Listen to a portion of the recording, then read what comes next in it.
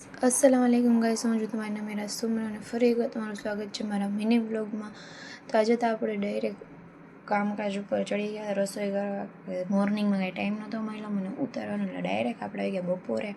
બપોરનું હું કરતી હતી રસોઈ, ને રસોઈમાં બનાવતી હતી બાજરાના રોટલા। તો આપણને થોડું થોડું આવડે રોટલા બનાવતા, બહુ નથી આવડતા, એટલે જેવા બન્યા એવા બનાવી નાખ્યા। પછી એક સાઈડ આપણે રાખી દીધા હતા ચોખા, એક સાઈડ મારો બીજો રોટલો પાકતો હતો। બસ રોટલો જોઈ શકો તમે, આવો મને આવડે છે, બહુ ખાસ નથી આવડતો। ને પછી મેં બનાવી નાખી હતી મગફળી દાળ ને રોટલા ને રોટલી ને ચાવલ, એટલે કે ચોખા, એવું બધું બનાવી નાખ્યું હતું। અને બસ મેં રોટલા બોટલા કરીને પછી હું બહાર જલ્દી નીકળી। ગરમી બહુ જ થાય જ, જામનગરમાં એવી જ ગરમી છે, મને એમ ઓછી હશે પણ જામનગર પણ આવી જ ગરમી છે। અને પછી બધું ઉપાડ્યું કે આવ્યું બેબી બધું વેર વિખેર કરી નાખે બધું ઘરમાં।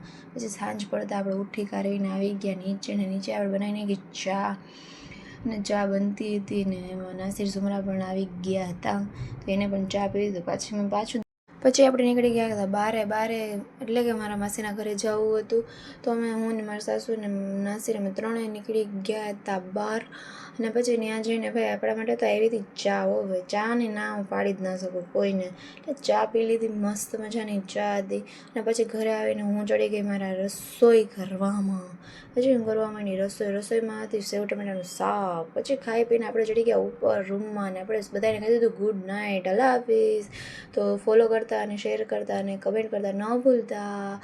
Bye bye.